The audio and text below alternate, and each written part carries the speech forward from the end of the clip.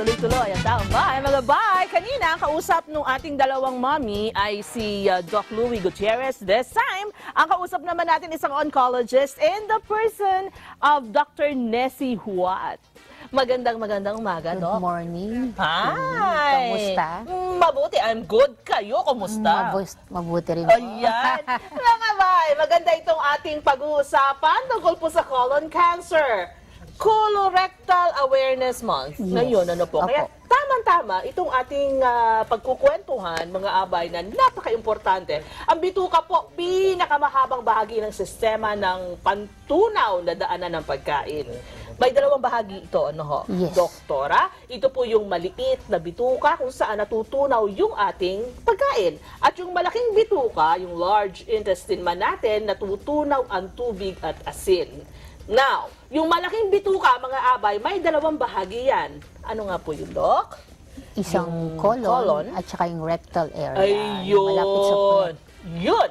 Kaya nga mga abay, alamin natin, may malaki nga bang kinalaman ang pagkakaroon ng cancer sa bituka doon sa paraan ng ating pagkain, kung mabilis ang kumain, o sa pagpili ng ating kinakain. Kaya nga ang ating topic, healthy diet to prevent and control colorectal cancer. Doc, take it away. Okay. Sige ba? Thank you, Julia. So, in the 1980s, nalaman nila na the cancer is related to diet. Aha. So, after 25 years, nalaman din nila na totoo pala yung sinasabi ng 1980s. Tagal Oo, after 25 years. So, they did a paper or a trial na nakita nila na diet is truly related to colorectal cancer. So what are these? These are composed of the food that we take, mostly meat, o yung mga smoke, or yung mga maraming preservatives like your hotdog, bacon, or ham. So for example, for ham or bacon, you have 18% chance of having colorectal cancer. Teka muna, Dok. Paano na lang yung mga bata na yan ang gustong-gustong kinakain at ipinambabaon at an early age, grade 1, ayan na. There's a Opo. certain number of amount that you have to take. Oho. More than that, you have the risk of having colorectal cancer. But remember, for colorectal cancer, it's not only the diet that is involved. Ayan, sige. You have exercise. You have to have a good physical activity. That's part of prevention of cancer. Cancer in general. Another is, of course, the weight. Very important. Yung timbang. Oo, nakita nila there's a high chance of having cancer if you are overweight o maraming fat sa katawan. So you have 20 to 30% chance of having cancer. That's why you need exercise for that. You have to have physical activity. Regarding dun sa mga bata naman, ang sabi nila, if you eat only 2 strips ng bacon, Oo. that's okay. Pero more than that, per day, hindi masyadong maganda ang magiging resulta.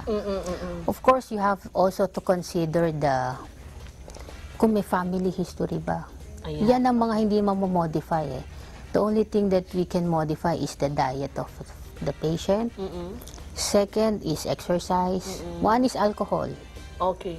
So, nakita rin nila na related din sa cancer yung maraming pag-inom ng alcohol. Kaya talagang dapat iwasan na yan. Opo. But they also said that ang alcohol is also good for the heart. Pero mas mabuti na nga, Dok, kasi na iwasan talaga eh. Baka ma-addict, di ba? Oo, mahirap na. Opo. Mahirap na sa Oo. iba. So that's another, alcohol and smoking. Ayan. Yan ang pinaka-importante. Even if you, sasabihin nila, smoking, malayo sa bituka. Oo, yun nga, sinasabi nila, Dok. Malayo naman sa bituka. Oo. Pero, there's also a risk because of the mutation, because of the smoking, because of na yung napoproduce ng smoke. That's the cause. Yung mga kinakain natin, tosino, yung matataas din yan. Hot dog. That's why we see younger patient na nagkaka-colorectal cancer. Oo, ma'am. So far, sa inyo po, ang experience nyo, anong edad yung na-diagnose nyo na pinakabata? Oh, we have 18 years old. Di nga. Yes. 18 anyos? And nung nakita, it's already stage 4. O, teka muna. Stage 4 na kanyo yun. Yep. When you say stage 4, kumalat na siya sa ibang parte ng katawan. Oh.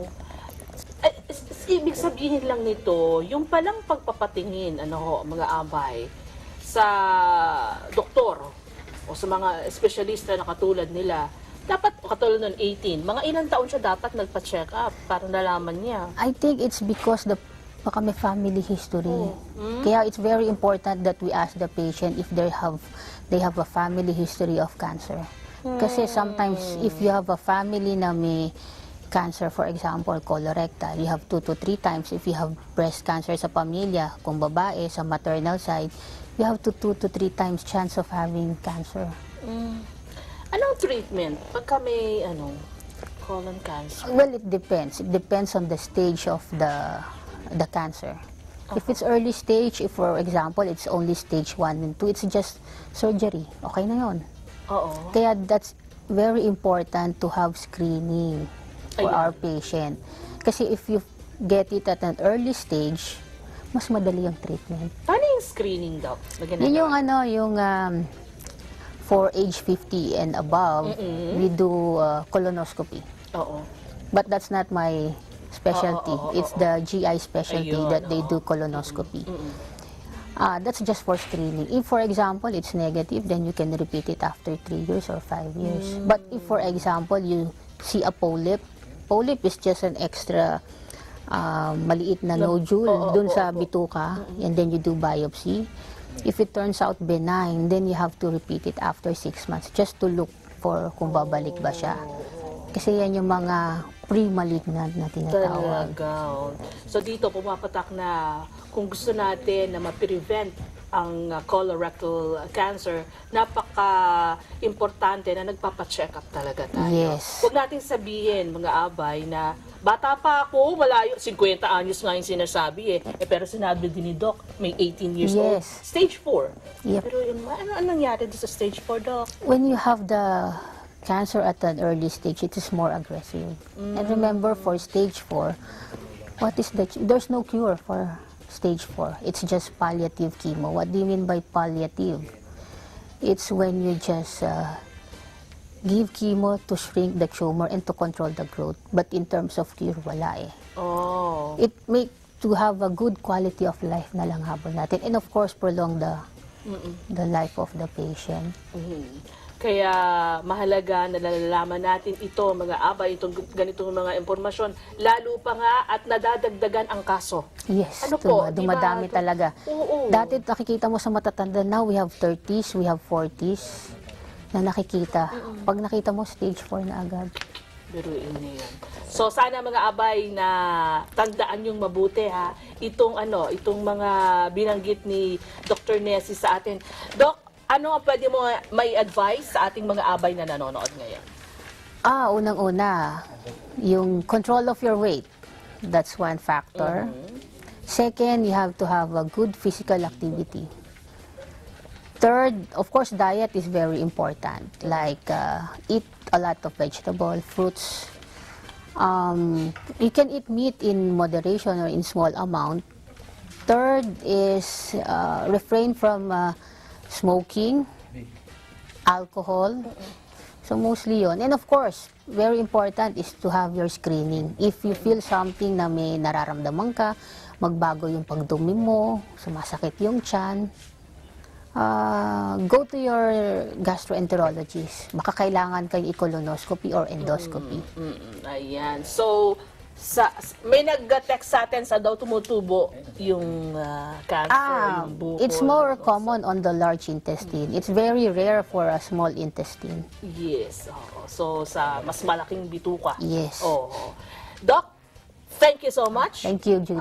Baka meron kong gustong batiin dyan. Yung mga taga-NKTI. Yeah, binabati ko po yung mga taga-chemo unit ng National Kidney and Transplant Institute, yung mga nurses and our fellows who help us. Ayan. At yung mga pasyente na nandyan. Tsaka yung mga pasyente ko pala.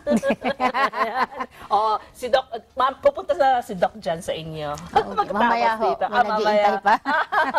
Mamaya, mamalik agad ang taong bahay para naman sa pagluluto Kasama natin si Mami Liz and of course, si Chef Shai. Diyan lang kayo.